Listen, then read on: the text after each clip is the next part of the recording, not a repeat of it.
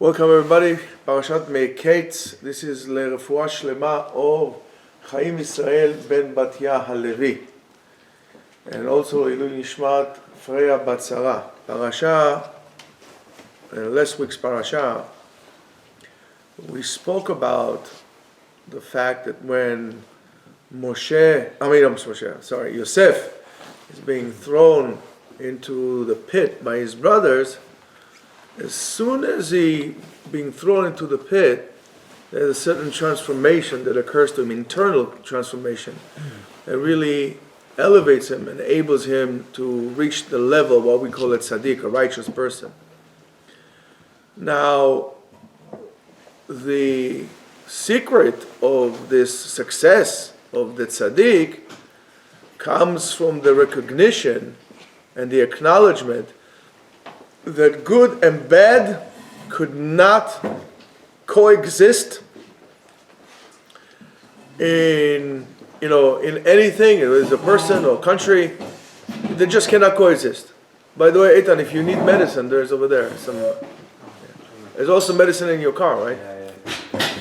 So you can, from one hand, desire for good, and on the other hand, hoping that somebody else will have it bad, or wish for somebody else to have it bad.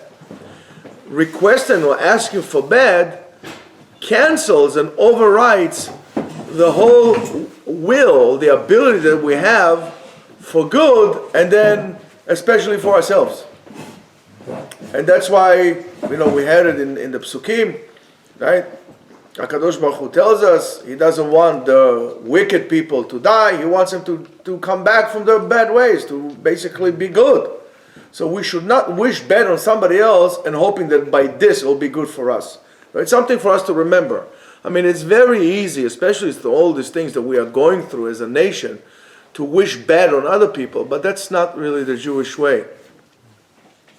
Parashat Miketz is a continuation of this idea, and really deals with bringing end to darkness in our lives. And it's a tremendous lesson for us, again, especially in those days. When Yosef solves the dream of Paro's barman, he asks him, please don't forget him, he says, don't forget me. When Paro is going to take you out of the pit, please don't forget me and please speak to Paro on my behalf. But what happens at that moment, Yosef really depends on, or his success, on Paro's Sarah Mashkim, which I call him the barman, and he really acts in a way that it's quite perplexing, because by doing so, he's acting, he puts upon himself Elohim acherim al panav, different gods upon himself. Why are you asking for him? Ask for God. Thank you, Aidan.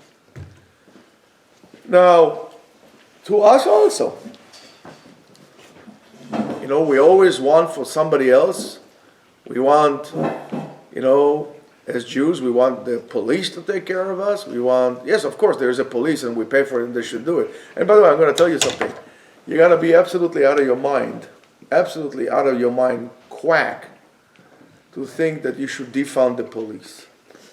You want to know what happens when you defund the police? I'll tell you this.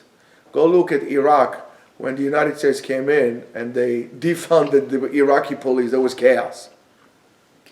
So just have this in mind, right? Same thing Israel. Israel is a great friend of the United States, but they should really, first of all, pray for God. And until we're going to learn this lesson, it's going to happen again. If you really want to see, how bad HaKadosh Baruch Hu feels in our behavior, you can read Sefer Yoel, Joel. Read about it and see how HaKadosh Baruch Hu begging us, please, guys, come back. Please. I'll give you 4 different times. I give you locusts, one worse than the other. Just come back to us, please. So what do you want? Plato or plomo, right? And they said, we take the locust. We don't want to come back to God. We do the same thing. We do the same thing. These are all patterns of behavior that have been established, and the Torah is trying to educate us to analyze and recognize those patterns so we don't fall to the same mistakes. Torah is not a history book that tells you, fairy tales. It's not a, Hans Christian Andersen kind of a book. This is a lesson for life. So, and this is what, this is really what happened. The Zohar says that because of that, right, the Sarah Mashkim, shachach, he forgot, right? Forgot. So the Zohar says that the letters of forgetting in Hebrew, how do we say forgetting in Hebrew? We call shichecha, shin, chaf, chet, hey, right? Is the same letters of hashecha. Shichecha, hashecha. Hashecha means darkness. When you forget, you bring darkness to your life. Forget about God. When you forget about God, this is when the darkness comes to your life. And we forgot about God. We forgot about God for a long time now, guys. And this forgetting or the darkness lasted for 2 years for Yosef. Lasted for 2 years. And the challenge that Yosef brought to himself really caused him to be disconnected from the light. Yosef was disconnected from the light because of this shichecha, he brought this darkness. The same thing applies to us, by the way, right? And disconnecting from the light means disconnecting from God. In other words, there is a place, there is room for teamwork, right? We should join the team of HaKadosh Baruch Hu, but not to put barriers between us and God by asking people to help us instead of asking God to help us. The same idea you can find, and by the way, this is something that really bothers me as a Jew. Well, there's a lot of things that bother me as a Jew, but one of the things that bother me is the how should I say it? Lack of cultural depth that we are facing in our generation. For example, how many of you actually sat down and read Rabbi Yehuda Halevi's poems? How many of you knew that Rabbi Yehuda Halevi was a poet? Or the Ibn Ezra, or any of these people? There is a poem by Rabbi Yehuda Halevi, it's called Yedidi HaShachachta. When he refers to HaKadosh Baruch Hu, did you forget about us? By forgetting about us, you put us in darkness. We went after you in the desert for 40 years. Yedidi HaShachachta. Have you forgotten about us? If God forget about you, oh my goodness, that's in darkness. And so as if we forget about God. The same idea, the same concept. So we refer to HaKadosh Baruch Hu in a way not to forget us and also not to darken our world. So after those 2 years, Yosef was able to fix that blemish that he caused for the shichecha / darkness, and immediately when he did that, Vayishlach Paro vayikra et Yosef vayaritzuhu min haבור, and all of a sudden Paro calls Yosef, get him out of here, rush him, yaritzu. The pashut pshat of vayaritzu means they're hastening. Habibi, zuz ma'er, he wants to see you now. What's the big rush? What's the big rush? That's exactly the tikkun. That's the idea of the coming of Mashiach, when HaKadosh Baruch Hu is be'ita achishena. When the tikkun will be done, and that moment redemption will come. Be'ita achishena, on its time, when you're gonna fix it. You gotta fix it. We gotta fix it. So he says, but if we look at the words vayaritzeu min habor, leharitz, The pashut pshat is le'aritz, and they made him run. But also leratzot. Leratzot is what? To find favor. To what? Find favor? To find favor. To what? To desire. זה לרצות. Lirtzot uleratzot is when I fulfill your desire, right? When I find favor in that. In other words, after those years of suffering, all of a sudden there is the opportunity that really supposed to give Yosef the benefit of favor Yosef for the suffering in which he had endured. And so is Yosef, and comes Yosef in front of Paro, and he solves the dream, and immediately he becomes the one second in command to deal with the years of hunger that is coming upon Egypt. Now you should know that Chanukah always comes at the last stretch of Chodesh Kislev, and we are in a stage in which the light of the moon is really kind of, call it dimming out, right? Declining. But on the other hand, in other words, there's darkness. But yet on the other hand, we have the lights of the candles that is becoming stronger and stronger. Dafka, specifically on these days, when darkness seems like a real thing. It seems darkness is real to us. We see it with anti-Semitism, with hatred is unexplained. We see darkness in the world. Dafka, specifically on these days, comes the lights of the candles that really remind us that of the small power of the little light to really penetrate and to overturn darkness.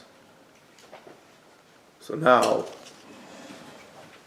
as we know, there's an expression that says "me'at min ha'or doche harbe min ha'choshech." A little bit of the light pushes away great darkness. And again, one of my favorite kids' songs is "Banu choshech legaresh." With the light, we scare away the darkness. The Am Yisrael has a lot to sing and to praise when it comes down to the miracle of Chanukah, and it's quite obvious. We all know what's the story. We all know what happened. We have a lot. You know that a little bit over 2,000 years ago, at the time of the Chashmonaim, Am Yisrael had a miraculous victory that took over years, that few were ever able to overcome many. And as Chazal tells us, right, however, the Ikar Nes, the main focal point of the miracle, is not by publicizing or giving great publicity to the physical salvation that we had, but rather the spiritual. And that's why in Purim, the proof of that, in Purim, that the main thing is physical, right? Chachamim made Seudot Mitzvah. So it's all about drinking and eating and rejoicing and so on and so forth. Where in Chanukah, the main mitzvah is lighting the candles. And the lighting the candles of the Chanukah should really also remind us the candles that they lit in Beit HaMikdash, that unfortunately today we have a Muslim mosque sitting on top of our Jewish temple. When we say Ala Nisim, for example, and that's one of the things, when we say Ala Nisim, right, whether it's in Tefillah or in Birkat Hamazon or when we light the candles, we say something that's quite interesting. We asking for the opportunity to really thank God, and we says lehalel, to give praise. That's where the word hallelujah comes. Hallelujah means praise God, right? Hallelujah, right? But what does it mean? Well, we said lehodot hu lehalel. So what's the difference between hoda'ah and halel?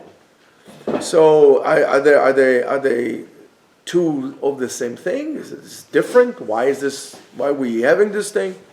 Rav Kook in Sefer Ein Aya explains the meaning of the takana of Chazal to lehodot ulehalel, to thank and to praise, to that matter. The expression lehodot, which is really kind of to give thanks, really refers to something that happened one time and really happened one time in the past. Well, I'm saying thank you for something that happened, right? That's why I'm saying thank you. However, the word lehalel is to praise, really refers to the future as well. When we are talking about a future in which the candles of Hanukkah will be a symbol for the spiritual continuity of Am Yisrael, to our ability to overcome darkness and to shine the light even in the most darkest of times. During the times of the Greeks/Assyrians, right, the rulers tried to darkness the eyes of the Jews, to make it to us that we would see darkness. And this is, by the way, what happens to us now. We face, anywhere you go. That's why you should not really pay attention to all these Instagrams and TikToks and medias and so on and so forth, because it's all to demoralize. When I said to darken your eyes, really to demoralize you and to demoralize your existence as a Jew. So, and how do they do it? How do they try to do so? By really pushing out the concept of Judaism, trying to root in foreign culture and concepts of culture or concept into us. By the way, we all suffer from it. So if you, for example, are attending a holiday party, you should know that you are basically doing what exactly the Greeks wanted you to do. When you're making a holiday party, right, you are not celebrating Hanukkah, you're celebrating holidays, whatever holidays they are. If you want to make a party, call it a Hanukkah party. Let's start with that. So that's exactly what to do. Try to implant into us foreign ideas that are not really Jewish, to Judify, or to not to Judify, What'd you say? Hellenize? To really Hellenize, but really to make the Jews to accept foreign habits and foreign practices. Assimilate. Not really assimilate, to make the Jews believe that this is what Jews do. Right? You look at it this way, maybe some of you would not like it, but how many of you would be more eager to go to the gym than to go to yeshiva?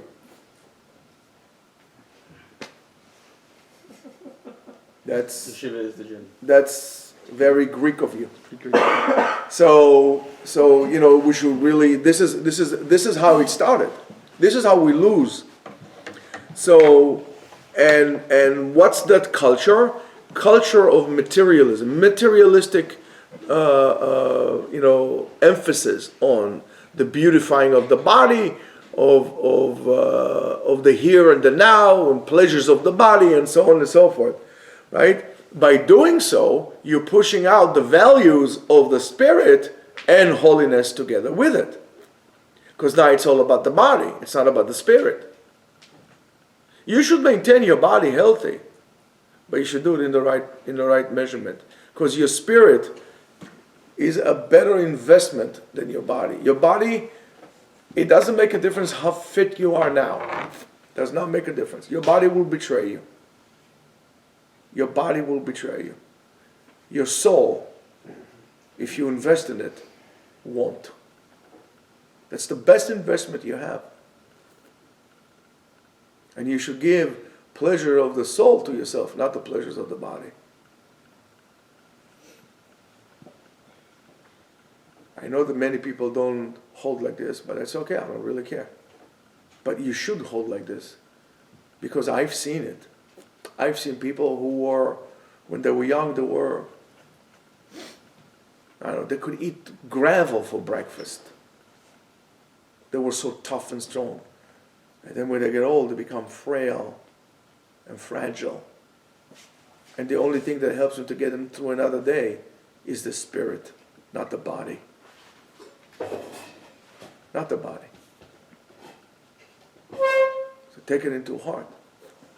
Now, the Greeks wanted to erase the internal concept of the person, of who the person, the persona of the person. It was all about sports and athletes. And then the Romans took it to a different level altogether. The Romans took it to a different level altogether. As Chachmei Israel tells us, right? Chazal tells us that was the whole fight about. As much as the small canister of oil lasted for 8 days, so is your spiritual spark would last you even in your dark times. And you got to take this into heart. And beyond that, the true spark of Am Yisrael can never be extinguished. As Rav Kook says, "Mayim rabim lo yachlu lechabot et ha'ava." The love that a Jew feels to God, even if you pour a tsunami, could not extinguish this fire. And we need to find the spark inside of us and connect to it. Because there are going to be waves of tsunami of life coming through you. And that's the only thing that's going to keep you alive. Right now you feel okay. There's no guarantee that tomorrow is going to be okay. There's no guarantee that 20 years from now is going to be okay. You got to seek internal strength. You got to learn to be dependent on yourself and to dependent on God. Everybody could betray you. God would not betray you. That's your best bet. And learn to rely on yourself. You put the effort. Don't wait for somebody else to do the effort for you. If you don't have the skills to come out of a tough situation, you could never be a commando. Together with your team.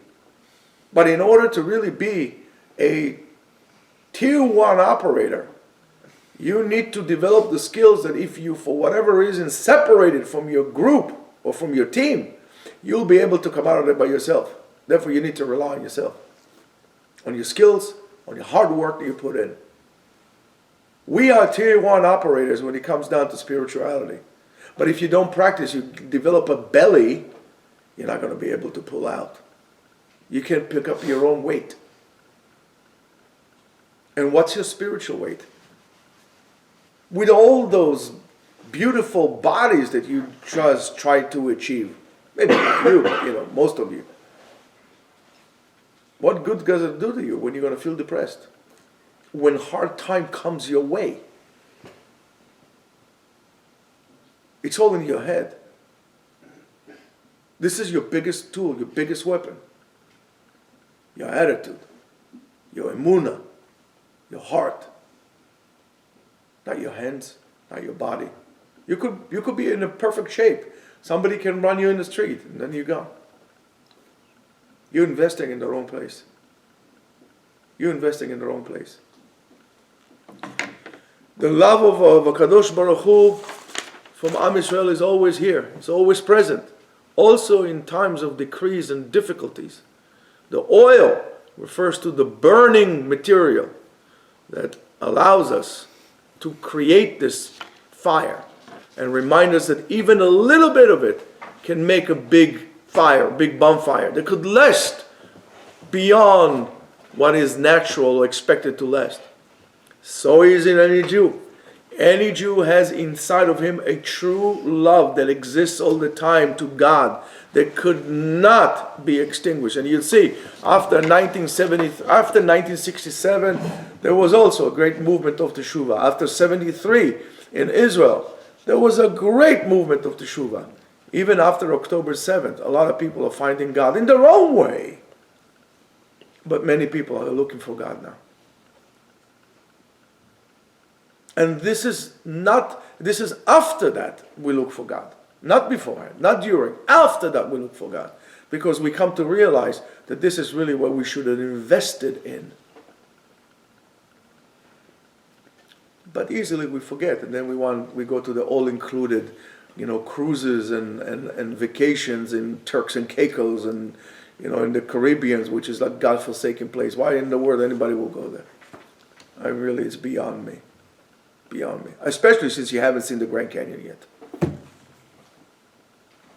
right? You've been to the Grand Canyon. I've been there. It was amazing. I'll tell you what, it was so amazing, I'm willing to go there again. I don't need to go to a hotel in a resort to be there guarded. When around me there's like, it's like, that's Greek. That's Greek.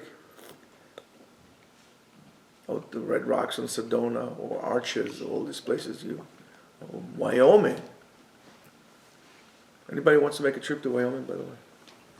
It's cold there now. I checked today. I actually sit down on a live cam. I watched Wyoming. Interesting. It's like 26 degrees and snowing. Beautiful. But it's nicer here. So now, the candles of Hanukkah symbolizes the victory of spirit over matter, of light over darkness. However, you should know that every nation, there is a point of light that we could take and turn it into a kli, to a vessel to Avodat Hashem. As the Pri Tzaddik says in Parashat Kitavo, that every nation there's a holy spark, that's what gives it its livelihood. Just like a person, but every nation as well. And כמו שכתוב, ואתה מחיה את כולם. אתה מחיה את כולם. הקדוש ברוך הוא gives חיות, livelihood to everyone. So that exists in all. And that's our job, to bring about that light of the nations out of this world. And when we take all this, and when we take it out, we should find the Kedusha that is in it and bring it into the light. But when you take the Kedusha out, you bring destruction to this world. When you immerse in physical and body pleasures, you lose this holiness even for a nation. As Rav Kook says in Orot HaKodesh, Perek Hey, he says, Tzedakah asa Kadosh Baruch Hu im olamo. Kadosh Baruch Hu did us a favor in this world. Ma shelo natana kishronot b'makom echad. He didn't give all the talents into one place. Every nation has its own talent. Every nation has its own talent. Lo be'ish echad velo be'am echad. What he's saying here is revolutionary. Maybe something you got not used to. But that's what I'm telling you. Every nation has its own point. Every person has his point. Nobody is above all. And therefore, velo be'eretz achat, velo bedor echad, not in one place, country, location, and not in one generation. Velo be'olam echad. And he adds, not even in one universe. Ki im mefuzarim im hakishronot. Talent is all spread out. Also, Greek culture, with all this materialism, has values that you could really use and put to work to strengthen the spirit. As Rav Kook finished there and says, lechitzoniyut ha'chaim, to the external aspect of life, mizdamer shetzarich hashlama davka mibachutz. We need, from the outside, to put it into a right format. As it says, yefuto shel yefet be'oal Shem. The beauty of Yefet is when it's in the tents of Shem. In other words, we need to work with the nations. We need to bring out, and one way to bring it out, of course, is by giving the proper example. That's why Rabbi Rashbag says, right? Av besfarim lo itiru shichdevu ela yavanit. Even in the Holy Scriptures, they're allowed to write it what? In Greek. Why? Ki gam leyavan yesh makom bebet hamidrash. Even Greek has a place in Bet HaMidrash. It's fascinating to me, as I sent you this thing, they're learning Talmud in Korea. It's sad. I mean, I'm happy, but yet I'm sad. I'm sad because the Koreans learn the Gemara, with such dedication, and some of us go to Taekwondo instead of learning Torah or Gemara. It's terrible. They recognize how good it is, and they put books upon books and they read it in high school. And we that have it, we throw it behind our backs. That's wrong. That's wrong. Hanukkah reminds us that Kadosh Baruch Hu does not create in His world, something that is not needed. Everything has a purpose. Even materialism could become a holy vessel, when we know how to use it appropriately, just as much as the small canister of oil became the source of a great light, so are the different cultures in the world could really be a place for us to learn and to be mitchazek in Avodat Hashem if we know how to do it right. If we know how to do it right. And for that, Am Yisrael could be like a bee that takes the nectar from different fruits and creates by that honey. And that's what we call it. Matok midvash is sweeter than honey. So, the purpose of every person as of a human that was created in the image of God is to really achieve and to attain the abilities to connect the physical world with the spiritual world. In the Yeshiva world, they don't like this concept of safra v'saifa, a sword and a book. I think it's a great concept. You need to have both. You need to have both. And sometimes, yes, you need to hold your weapon and go to the army. You can't just be all spirit. You need to be able to combine both. We need to be able to keep on the flame going, on that ember, to stoke the fire all the time so it won't get extinguished, right? Because that's like survival. That's how we live. We need to have an ember and to protect it. Now, that is the light of the candles. The light of the candles connects between the upper worlds and to the lower worlds, between the body and the soul, as it says, Ner Hashem, the light, the candle of God, Nishmat Adam. That's the spirit of a man. And of course, there are special meditations that they do with the candles, and I'm not going to get into it now. Now, Sadiq, there's some chulant. Okay. So now, and by the way, where does it say? Where does it say that? Mishneh. Yeah, which one? Very good, Idan. Yud Zayin? No, Chaf. Verse? Yud Bet? 27. Right? And it says, Rotzeh Hashem Yeah. et Yereav. HaKadosh Baruch Hu wants those who wants to Yereav, not only those those who wants to see Him. He wants to be wanted by those who want Him. Those who really truthfully seek Him. As it says in Psalms 125? 147. Verse 12? 11. And he says, Rotzeh. Rotzeh is the same thing as we talk about Yosef. Vayeritzu. Rotzeh, vayeritzu. But here, there are those who are mefarish, also Rotzetz. Rotzetz means to crush. We have to remember that even the greatest righteous people, are not born with greatness, but rather they create greatness from breakage. It's the same thing when you lift muscles, you need to have those micro tears, right? How you call it? Micro tears? Mm-hmm. You know, when you're, right? That's how you get your muscles big, right? Through difficulties, through hardship. You can become in good shape when you're running in the gym like this with your bandana on like this on the treadmill, looking around at the people in the zoo. I mean, you know what I'm saying, right? You can get in good shape. You want to get into good shape? Not a problem. Get your sneakers on and go start running outside. Go run in nature. Run because you want to run. Go run. How about if instead of running, go walk? Walk 40 miles. Do you ever walk 40 miles in your life? Maybe combined. Yeah, I was about to say. You should do a little bit of this running. Go run. Go exercise like this. And you'll see. Tough, hard. Not fancy. You can't get into good shape when you're wearing, stockings or whatever people wear when they go to the gym. Put on a bag with stones and start running. That's why you get the best shape when you go to boot camp. The best shape of your life is when you get into boot camp. To most people.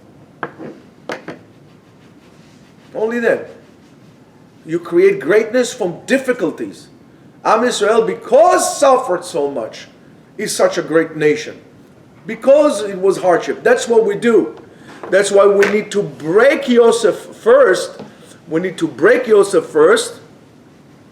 We need to throw him to the pit. We need to sell him as a slave. We need to lift him up to greatness. And then we need to throw him back into the pit. That's what needs to be done. And only then, only then you could be great. As I told you before, you want to be a great businessman, you want to be a great boss, go become a worker first. When the only way to overcome those nefilot, those falling down, this hardship, is not to concentrate on how difficult and how hard it is for you, but rather, how I'm going to solve the problem. You need to rewire your head from complainers to problem solvers. We are all complainers. We love the darkness, and because we want somebody else to do the work. No, you should become a solution provider, the person who finds solutions all the time, to remove darkness from your life, to remove negativity and negative people from your life. Stop complaining, start doing. You complain that you're fat, get up, do something, control your mouth, run a little bit. That's what I'm talking about. Not for nothing, Parashat Miketz always comes in Chanukah, where the idea is the same, is identical. It says, as I told you before, Banu choshech legaresh. We came away to scare away darkness. We came here to scare away darkness. We bring light into the darkness, and we're removing bad by doing good. You want to, by the way, defeat anti-Semitism? I'm going to tell you how you defeat anti-Semitism. 2 ways. First of all, learn how to fight. Don't take it, and when I'm saying learn how to fight, of course I'm not talking about taking guns and weapons. I'm turning all aspects in terms of like, learn Krav Maga, learn how to answer. Don't take it down. Develop a backbone. Together with that,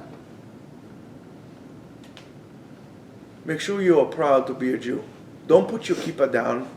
Don't cover your head and look like a goy. Don't shave your beard like you, I don't know, some kind of Guyanese from downtown Queens.